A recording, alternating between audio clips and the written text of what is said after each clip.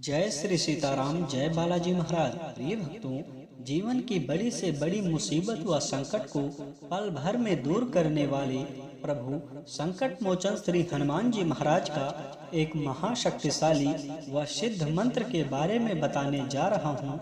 यदि आपके जीवन में किसी भी प्रकार की बड़ी मुसीबत व परेशानी है तो इसी समय प्रभु श्री हनुमान जी महाराज का विशेष ध्यान करके यह महाशक्तिशाली व सिद्ध मंत्र एक बार पूरा जरूर सुने। प्रिय भक्तों, मान्यता है प्रभु श्री हनुमान जी महाराज का यह सिद्ध व चमत्कारी मंत्र इतना प्रभावशाली है कि मुख से निकलते ही स्वयं बजरंग बली जी जीवन की बड़ी से बड़ी मुसीबत व संकट और घर में बनी सभी नकारात्मक शक्ति व बुरी शक्तियां पल भर में दूर कर देते हैं और घर में सुख समृद्धि व संपन्नता भर देते हैं और बड़ी से बड़ी इच्छा व मनोकामना शीघ्र ही पूरी कर देते हैं।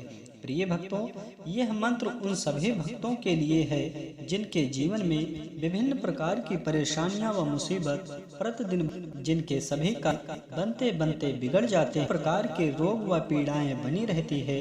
इन सभी मुसीबत व परेशानियों से निकलने का कोई मार्ग नहीं दिख रहा हो तो आपसे निवेदन करेंगे कि प्रभु श्री हनुमान जी महाराज का विशेष ध्यान करके इस महाशक्तिशाली व सिद्ध मंत्र को एक बार पूरा जरूर सुने। तुरंत ही प्रभु जी की कृपा होगी और आपको तुरंत ही कृपा की अनुभूति भी होगी। आपके जीवन की सभी परेशानियां व मुसीबत, घर में बनी सभी कलह, कार्यों में आने वाली सभी विघ्न, बाधा व रुकावट पल भर में दूर हो जाएगा और आपके हर कार्यों में आसानी से व तरक्की के साथ सफलता मिल जाएगी और आपके जीवन में सुख समृद्धि व संपन्नता भर जाएगी और आपकी किस्मत चमक उठेगी। प्यारे भक्तों, आइए बिना देर किए प्रभु श्री हनुमान जी महाराज का ध्यान करते हुए इस महाशक्तिशाली व सिद्ध मंत्र का श्रवण करते हैं। इससे पहले यदि आप चाहते हैं प्रभु श्री हनुमान जी महाराज की कृपा सदा सदा के लिए बनी रहे तो चैनल को सब्सक्राइब करके कमेंट में जय श्री राम, जय बालाजी महाराज लिखकर अपनी हाजिरी जरूर लगा दें। प्रिय भक्तों, यह चमत्कारी व सिद्ध मंत्र प्रभु श्री हनुमान जी महाराज का विशेष ध्यान करके पूरा सुने, तभी आपको पूर्ण लाभ प्राप्त होगा। यह चमत्कारी व सिद्ध मंत्र है। ओम नमो हनुमते रुद्रावताराय आध्यात्मिकाधि दैविकाधि भौतिकता पात्र निवारणाय रामदूताय स्वाहा। ओम नमो हनुमते रुद्रावताराय आध्यात्मिकाधि दैविकाधि भौतिकता पात्र निवारणाय रामदूताय स्वाहा। ओम नमो हनुमते रुद्रावताराय आध्यात्मिकाधि दैविकाधि भौतिकता पात्र निवारणाय रामदूताय स्वाहा। ओम नमो हनुमते रुद्रावताराय आध्यात्मिकाधि दैविकाधि भौतिकता पात्र निवारणाय रामदूताय स्वाहा। ओम नमो हनुमते रुद्रावताराय आध्यात्मिकाधि दैविकाधि भौतिकता पात्र निवारणाय रामदूताय स्वाहा। ओम नमो हनुमते रुद्रावताराय आध्यात्मिकाधि दैविकाधि भौतिकता पात्र निवारणाय रामदूताय स्वाहा। ओम नमो हनुमते रुद्रावताराय आध्यात्मिकाधि दैविकाधि भौतिकता पात्र निवारणाय रामदूताय स्वाहा। ओम नमो हनुमते रुद्रावताराय आध्यात्मिकाधि दैविकाधि भौतिकता पात्र निवारणाय रामदूताय स्वाहा। ओम नमो हनुमते रुद्रावताराय आध्यात्मिकाधि दैविकाधि भौतिकता पात्र निवारणाय रामदूताय स्वाहा। ओम नमो हनुमते रुद्रावताराय आध्यात्मिकाधि दैविकाधि भौतिकता पात्र निवारणाय रामदूताय स्वाहा। ओम नमो हनुमते रुद्रावताराय आध्यात्मिकाधि दैविकाधि भौतिकता पात्र निवारणाय रामदूताय स्वाहा। ओम नमो हनुमते रुद्रावताराय आध्यात्मिकाधिदैविकाधि भौतिकतापत्र निवारणाय रामदूताय स्वाहा। ओम नमो हनुमते रुद्रावताराय आध्यात्मिकाधिदैविकाधि भौतिकतापत्र निवारणाय रामदूताय स्वाहा। ओम नमो हनुमते रुद्रावताराय आध्यात्मिकाधिदैविकाधि भौतिकतापत्र निवारणाय रामदूताय स्वाहा। ओम नमो हनुमते रुद्रावताराय आध्यात्मिकाधिदैविकाधि भौतिकतापत्र निवारणाय रामदूताय स्वाहा। ओम नमो हनुमते रुद्रावताराय आध्यात्मिकाधिदैविकाधि भौतिकतापत्र निवारणाय रामदूताय स्वाहा। ओम नमो हनुमते रुद्रावताराय आध्यात्मिकाधिदैविकाधि भौतिकतापत्र निवारणाय रामदूताय स्वाहा। ओम नमो हनुमते रुद्रावताराय आध्यात्मिकाधिदैविकाधि भौतिकतापत्र निवारणाय रामदूताय स्वाहा। ओम नमो हनुमते रुद्रावताराय आध्यात्मिकाधिदैविकाधि भौतिकतापत्र निवारणाय रामदूताय स्वाहा। ओम नमो हनुमते रुद्रावताराय आध्यात्मिकाधिदैविकाधि भौतिकतापत्र निवारणाय रामदूताय स्वाहा। ओम नमो हनुमते रुद्रावताराय आध्यात्मिकाधिदैविकाधि भौतिकतापत्र निवारणाय रामदूताय स्वाहा। ओम नमो हनुमते रुद्रावताराय आध्यात्मिकाधिदैविकाधि भौतिकतापत्र निवारणाय रामदूताय स्वाहा। ओम नमो हनुमते रुद्रावताराय आध्यात्मिकाधिदैविकाधि भौतिकतापत्र निवारणाय रामदूताय स्वाहा। ओम नमो हनुमते रुद्रावताराय आध्यात्मिकाधिदैविकाधि भौतिकतापत्र निवारणाय रामदूताय स्वाहा। ओम नमो हनुमते रुद्रावताराय आध्यात्मिकाधिदैविकाधि भौतिकतापत्र निवारणाय रामदूताय स्वाहा। ओम नमो हनुमते रुद्रावताराय आध्यात्मिकाधिदैविकाधि भौतिकतापत्र निवारणाय रामदूताय स्वाहा। ओम नमो हनुमते रुद्रावताराय आध्यात्मिकाधिदैविकाधि भौतिकतापत्र निवारणाय रामदूताय स्वाहा। ओम नमो हनुमते रुद्रावताराय आध्यात्मिकाधिदैविकाधि भौतिकतापत्र निवारणाय रामदूताय स्वाहा। ओम नमो हनुमते रुद्रावताराय आध्यात्मिकाधिदैविकाधि भौतिकतापत्र निवारणाय रामदूताय स्वाहा। ओम नमो हनुमते रुद्रावताराय आध्यात्मिकाधिदैविकाधि भौतिकतापत्र निवारणाय रामदूताय स्वाहा। ओम नमो हनुमते रुद्रावताराय आध्यात्मिकाधिदैविकाधि भौतिकतापत्र निवारणाय रामदूताय स्वाहा। ओम नमो हनुमते रुद्रावताराय आध्यात्मिकाधिदैविकाधि भौतिकतापत्र निवारणाय रामदूताय स्वाहा। ओम नमो हनुमते रुद्रावताराय आध्यात्मिकाधिदैविकाधि भौतिकतापत्र निवारणाय रामदूताय स्वाहा। ओम नमो हनुमते रुद्रावताराय आध्यात्मिकाधिदैविकाधि भौतिकतापत्र निवारणाय रामदूताय स्वाहा।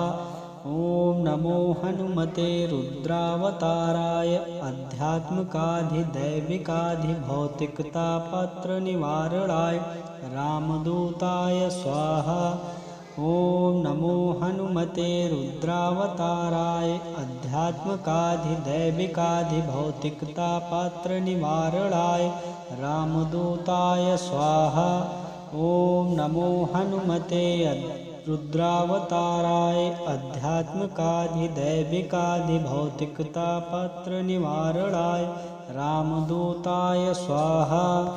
ओम नमो हनुमते रुद्रावताराय अध्यात्मकाधिदैविकाधिभौतिकतापात्र निवारणाय रामदूताय स्वाहा। ओम नमो हनुमते रुद्रावताराय अध्यात्मकाधिदैविकाधिभौतिकतापात्र निवारणाय रामदूताय स्वाहा। ओम नमो हनुमते रुद्रावताराय अध्यात्मकाधिदैविकाधिभौतिकतापात्र निवारणाय रामदूताय स्वाहा। ओम नमो हनुमते रुद्रावताराय अध्यात्मकाधिदैविकाधिभौतिकतापात्र निवारणाय रामदूताय स्वाहा।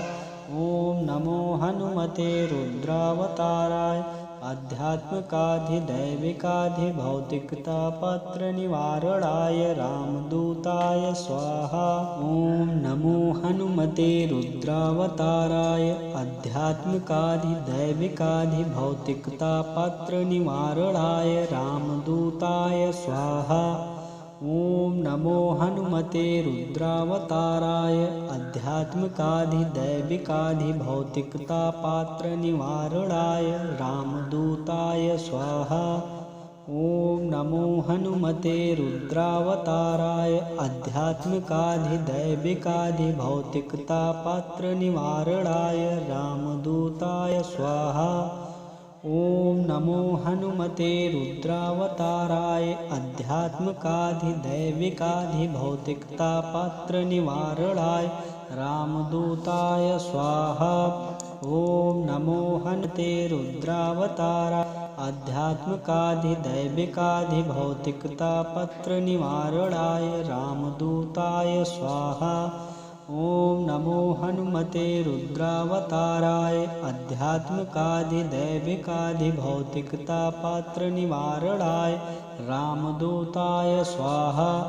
ओम नमो हनुमते रुद्रावताराय अध्यात्मकाधिदैविकाधिभौतिकतापात्र निवारणाय रामदूताय स्वाहा। ओम नमो हनुमते रुद्रावताराय अध्यात्मकाधिदैविकाधिभौतिकतापात्र निवारणाय रामदूताय स्वाहा। ओम नमो हनुमते रुद्रावताराय अध्यात्मकाधिदैविकाधिभौतिकतापात्र निवारणाय रामदूताय स्वाहा। ओम नमो हनुमते रुद्रावताराय अध्यात्मकाधिदैविकाधिभौतिकतापात्र निवारणाय रामदूताय स्वाहा। ओम नमो हनुमते रुद्रावताराय अध्यात्मकाधिदैविकाधिभौतिकतापात्र निवारणाय रामदूताय स्वाहा। ओम नमो हनुमते रुद्रावताराय अध्यात्मकाधिदैविकाधिभौतिकतापात्र निवारणाय रामदूताय स्वाहा। ओम नमो हनुमते रुद्रावताराय अध्यात्मकाधिदैविकाधिभौतिकतापात्र निवारणाय रामदूताय स्वाहा।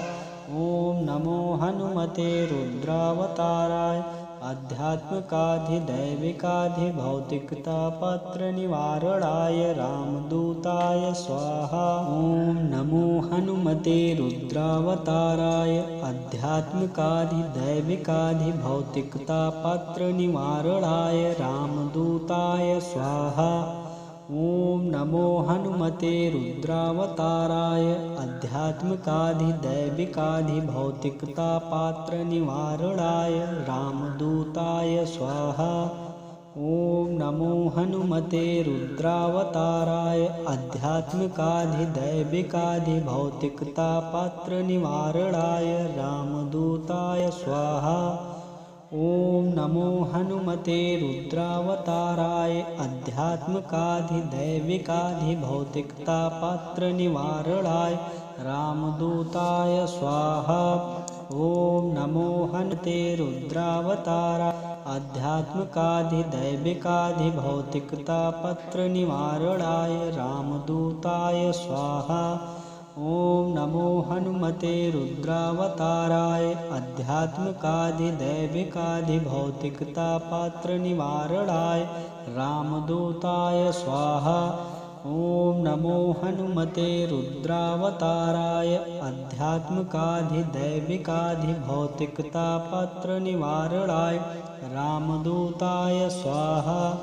ॐ नमो हनुमते रुद्रावताराय आध्यात्मकाधिदैविकाधिभौतिकतापात्रनिवारणाय रामदूताय स्वाहा। ॐ नमो हनुमते रुद्रावताराय आध्यात्मकाधिदैविकाधिभौतिकतापात्रनिवारणाय रामदूताय स्वाहा। ॐ नमो हनुमते रुद्रावताराय आध्यात्मकाधिदैविकाधिभौतिकतापात्रनिवारणाय रामदूताय स्वाहा। ॐ नमो हनुमते रुद्रावताराय आध्यात्मकाधिदैविकाधिभौतिकतापात्रनिवारणाय रामदूताय स्वाहा। ॐ नमो हनुमते रुद्रावताराय आध्यात्मकाधिदैविकाधिभौतिकतापात्रनिवारणाय रामदूताय स्वाहा। ॐ नमो हनुमते रुद्रावताराय आध्यात्मकाधिदैविकाधिभौतिकतापात्रनिवारणाय रामदूताय स्वाहा। ॐ नमो हनुमते रुद्रावताराय आध्यात्मकाधिदैविकाधिभौतिकतापात्रनिवारणाय रामदूताय स्वाहा। ॐ नमो हनुमते रुद्रावताराय आध्यात्मकाधिदैविकाधिभौतिकतापात्रनिवारणाय रामदूताय स्वाहा। ॐ नमो हनुमते रुद्रावताराय आध्यात्मकाधिदैविकाधिभौतिकतापात्रनिवारणाय रामदूताय स्वाहा। ॐ नमो हनुमते रुद्रावताराय आध्यात्मकाधिदैविकाधिभौतिकतापात्रनिवारणाय रामदूताय स्वाहा। ॐ नमो हनुमते रुद्रावताराय आध्यात्मकाधिदैविकाधिभौतिकतापात्रनिवारणाय रामदूताय स्वाहा। ॐ नमो हनुमते रुद्रावताराय आध्यात्मकाधिदैविकाधिभौतिकतापात्रनिवारणाय रामदूताय स्वाहा। ॐ नमो हनुमते रुद्रावताराय आध्यात्मकाधिदैविकाधिभौतिकतापात्रनिवारणाय रामदूताय स्वाहा। ॐ नमो हनुमते रुद्रावताराय आध्यात्मकाधिदैविकाधिभौतिकतापात्रनिवारणाय रामदूताय स्वाहा।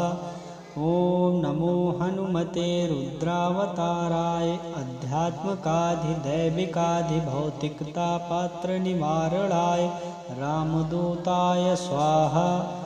ॐ नमो हनुमते रुद्रावताराय आध्यात्मकाधिदैविकाधिभौतिकतापात्रनिवारणाय रामदूताय स्वाहा। ॐ नमो हनुमते रुद्रावताराय आध्यात्मकाधिदैविकाधिभौतिकतापात्रनिवारणाय रामदूताय स्वाहा। ॐ नमो हनुमते रुद्रावताराय आध्यात्मकाधिदैविकाधिभौतिकतापात्रनिवारणाय रामदूताय स्वाहा।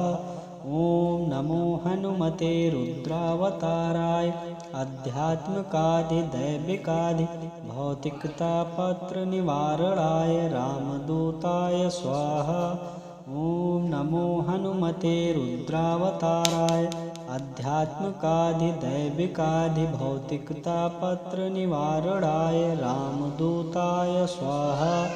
ॐ नमो हनुमते रुद्रावताराय अध्यात्मकाधिदैविकाधिभौतिकतापात्र निवारणाय रामदूताय स्वाहा। ओम नमो हनुमते रुद्रावताराय अध्यात्मकाधिदैविकाधिभौतिकतापात्र निवारणाय रामदूताय स्वाहा। ओम नमो हनुमते रुद्रावताराय अध्यात्मकाधिदैविकाधिभौतिकतापात्र निवारणाय रामदूताय स्वाहा। ओम नमो हनुमते रुद्रावताराय अध्यात्मकाधिदैविकाधिभौतिकतापात्र निवारणाय रामदूताय स्वाहा। ओम नमो हनुमते रुद्रावताराय अध्यात्मकाधिदैविकाधिभौतिकतापात्र निवारणाय रामदूताय स्वाहा। ओम नमो हनुमते रुद्रावताराय अध्यात्मकाधिदैविकाधिभौतिकतापात्र निवारणाय रामदूताय स्वाहा। ओम नमो हनुमते रुद्रावताराय अध्यात्मकाधिदैविकाधिभौतिकतापात्र निवारणाय रामदूताय स्वाहा। ओम नमो हनुमते रुद्रावताराय अध्यात्मकाधिदैविकाधिभौतिकतापात्र निवारणाय रामदूताय स्वाहा। ओम नमो हनुमते रुद्रावताराय अध्यात्मकाधिदैविकाधिभौतिकतापात्र निवारणाय रामदूताय स्वाहा। ओम नमो हनुमते रुद्रावताराय अध्यात्मकाधिदैविकाधिभौतिकतापात्र निवारणाय रामदूताय स्वाहा। ओम नमो हनुमते रुद्रावताराय अध्यात्मकाधिदैविकाधिभौतिकतापात्र निवारणाय रामदूताय स्वाहा। ओम नमो हनुमते रुद्रावताराय अध्यात्मकाधिदैविकाधिभौतिकतापात्र निवारणाय रामदूताय स्वाहा। ओम नमो हनुमते रुद्रावताराय अध्यात्मकाधिदैविकाधिभौतिकतापात्र निवारणाय रामदूताय स्वाहा। ओम नमो हनुमते रुद्रावताराय अध्यात्मकाधिदैविकाधिभौतिकतापात्र निवारणाय रामदूताय स्वाहा। ओम नमो हनुमते रुद्रावताराय अध्यात्मकाधिदैविकाधिभौतिकतापात्र निवारणाय रामदूताय स्वाहा। ओम नमो हनुमते रुद्रावताराय अध्यात्मकाधिदैविकाधिभौतिकतापात्र निवारणाय रामदूताय स्वाहा। ओम नमो हनुमते रुद्रावताराय अध्यात्मकाधिदैविकाधिभौतिकतापात्र निवारणाय रामदूताय स्वाहा। ओम नमो हनुमते रुद्रावताराय अध्यात्मकाधिदैविकाधिभौतिकतापात्र निवारणाय रामदूताय स्वाहा। ओम नमो हनुमते रुद्रावताराय अध्यात्मकाधिदैविकाधिभौतिकतापात्र निवारणाय रामदूताय स्वाहा। ओम नमो हनुमते रुद्रावताराय अध्यात्मकाधिदैविकाधिभौतिकतापात्र निवारणाय रामदूताय स्वाहा। ओम नमो हनुमते रुद्रावताराय अध्यात्मकाधिदैविकाधिभौतिकतापात्र निवारणाय रामदूताय स्वाहा। ओम नमो हनुमते रुद्रावताराय अध्यात्मकाधिदैविकाधिभौतिकतापात्र निवारणाय रामदूताय स्वाहा। ओम नमो हनुमते रुद्रावताराय अध्यात्मकाधिदैविकाधिभौतिकतापात्र निवारणाय रामदूताय स्वाहा। ओम नमो हनुमते रुद्रावताराय अध्यात्मकाधिदैविकाधिभौतिकतापात्र निवारणाय रामदूताय स्वाहा। ॐ नमो हनुमते रुद्रावताराय आध्यात्मिकाधिदैविकाधिभौतिकतापत्रनिवारणाय रामदूताय स्वाहा। ॐ नमो हनुमते रुद्रावताराय आध्यात्मिकाधिदैविकाधिभौतिकतापत्रनिवारणाय रामदूताय स्वाहा।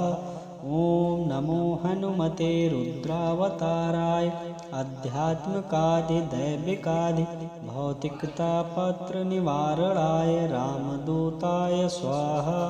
ॐ नमो हनुमते रुद्रावताराय आध्यात्मिकाधिदैविकाधिभौतिकतापत्रनिवारणाय रामदूताय स्वाहा।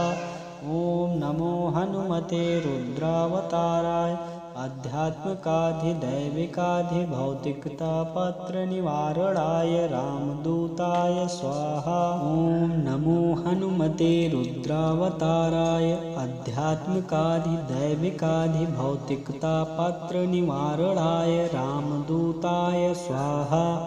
ॐ नमो हनुमते रुद्रावताराय आध्यात्मिकाधिदैविकाधिभौतिकतापत्रनिवारणाय रामदूताय स्वाहा।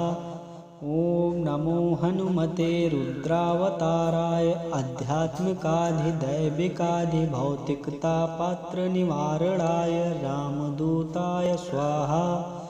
ॐ नमो हनुमते रुद्रावताराय आध्यात्मिकाधिदैविकाधिभौतिकतापत्रनिवारणाय रामदूताय स्वाहा। ॐ नमो हनुमते रुद्रावताराय आध्यात्मिकाधिदैविकाधिभौतिकतापत्रनिवारणाय रामदूताय स्वाहा। ॐ नमो हनुमते रुद्रावताराय आध्यात्मिकाधिदैविकाधिभौतिकतापत्रनिवारणाय रामदूताय स्वाहा। ॐ नमो हनुमते रुद्रावताराय आध्यात्मिकाधिदैविकाधिभौतिकतापत्रनिवारणाय रामदूताय स्वाहा। ॐ नमो हनुमते रुद्रावताराय आध्यात्मिकाधिदैविकाधिभौतिकतापत्रनिवारणाय रामदूताय स्वाहा। ॐ नमो हनुमते रुद्रावताराय आध्यात्मिकाधिदैविकाधिभौतिकतापत्रनिवारणाय रामदूताय स्वाहा। ॐ नमो हनुमते रुद्रावताराय आध्यात्मिकाधिदैविकाधिभौतिकतापत्रनिवारणाय रामदूताय स्वाहा। ॐ नमो हनुमते रुद्रावताराय आध्यात्मिकाधिदैविकाधिभौतिकतापत्रनिवारणाय रामदूताय स्वाहा। ॐ नमो हनुमते रुद्रावताराय आध्यात्मिकाधिदैविकाधिभौतिकतापत्रनिवारणाय रामदूताय स्वाहा।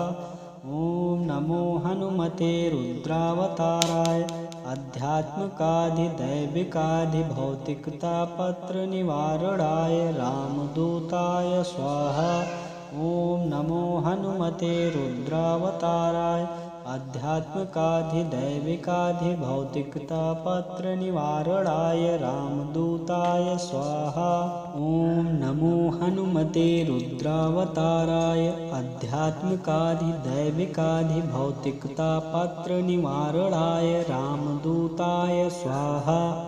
ॐ नमो हनुमते रुद्रावताराय आध्यात्मिकाधिदैविकाधिभौतिकतापत्रनिवारणाय रामदूताय स्वाहा। ॐ नमो हनुमते रुद्रावताराय आध्यात्मिकाधिदैविकाधिभौतिकतापत्रनिवारणाय रामदूताय स्वाहा। ॐ नमो हनुमते रुद्रावताराय आध्यात्मिकाधिदैविकाधिभौतिकतापत्रनिवारणाय रामदूताय स्वाहा। ॐ नमो हनुमते रुद्रावताराय आध्यात्मिकाधिदैविकाधिभौतिकतापत्रनिवारणाय रामदूताय स्वाहा। ॐ नमो हनुमते रुद्रावताराय आध्यात्मिकाधिदैविकाधिभौतिकतापात्रनिवारणाय रामदूताय स्वाहा। ॐ नमो हनुमते रुद्रावताराय आध्यात्मिकाधिदैविकाधिभौतिकतापात्रनिवारणाय रामदूताय स्वाहा। ॐ नमो हनुमते रुद्रावताराय आध्यात्मिकाधिदैविकाधिभौतिकतापात्रनिवारणाय रामदूताय स्वाहा। ॐ नमो हनुमते रुद्रावताराय आध्यात्मिकाधिदैविकाधिभौतिकतापात्रनिवारणाय रामदूताय स्वाहा। ॐ नमो हनुमते रुद्रावताराय आध्यात्मिकाधिदैविकाधिभौतिकतापात्रनिवारणाय रामदूताय स्वाहा। ॐ नमो हनुमते रुद्रावताराय आध्यात्मिकाधिदैविकाधिभौतिकतापात्रनिवारणाय रामदूताय स्वाहा। ॐ नमो हनुमते रुद्रावताराय आध्यात्मिकाधिदैविकाधिभौतिकतापात्रनिवारणाय रामदूताय स्वाहा। ॐ नमो हनुमते रुद्रावताराय आध्यात्मिकाधिदैविकाधिभौतिकतापात्रनिवारणाय रामदूताय स्वाहा। ॐ नमो हनुमते रुद्रावताराय आध्यात्मिकाधिदैविकाधिभौतिकतापात्रनिवारणाय रामदूताय स्वाहा।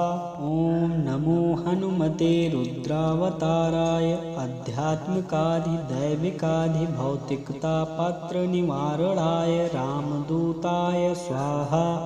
ॐ नमो हनुमते रुद्रावताराय आध्यात्मिकाधिदैविकाधिभौतिकतापात्रनिवारणाय रामदूताय स्वाहा। ॐ नमो हनुमते रुद्रावताराय आध्यात्मिकाधिदैविकाधिभौतिकतापात्रनिवारणाय रामदूताय स्वाहा। ॐ नमो हनुमते रुद्रावताराय आध्यात्मिकाधिदैविकाधिभौतिकतापात्रनिवारणाय रामदूताय स्वाहा। ॐ नमो हनुमते रुद्रावताराय आध्यात्मिकाधिदैविकाधिभौतिकतापात्रनिवारणाय रामदूताय स्वाहा। ॐ नमो हनुमते रुद्रावताराय आध्यात्मिकाधिदैविकाधिभौतिकतापात्रनिवारणाय रामदूताय स्वाहा। ॐ नमो हनुमते रुद्रावताराय आध्यात्मिकाधिदैविकाधिभौतिकतापात्रनिवारणाय रामदूताय स्वाहा। ॐ नमो हनुमते रुद्रावताराय आध्यात्मिकाधिदैविकाधिभौतिकतापात्रनिवारणाय रामदूताय स्वाहा। ॐ नमो हनुमते रुद्रावताराय आध्यात्मिकाधिदैविकाधिभौतिकतापात्रनिवारणाय रामदूताय स्वाहा। ॐ नमो हनुमते रुद्रावताराय आध्यात्मिकाधिदैविकाधिभौतिकतापात्रनिवारणाय रामदूताय स्वाहा। ॐ नमो हनुमते रुद्रावताराय आध्यात्मिकाधिदैविकाधिभौतिकतापात्रनिवारणाय रामदूताय स्वाहा। ॐ नमो हनुमते रुद्रावताराय आध्यात्मिकाधिदैविकाधिभौतिकतापात्रनिवारणाय रामदूताय स्वाहा। ॐ नमो हनुमते रुद्रावताराय आध्यात्मिकाधिदैविकाधिभौतिकतापात्रनिवारणाय रामदूताय स्वाहा।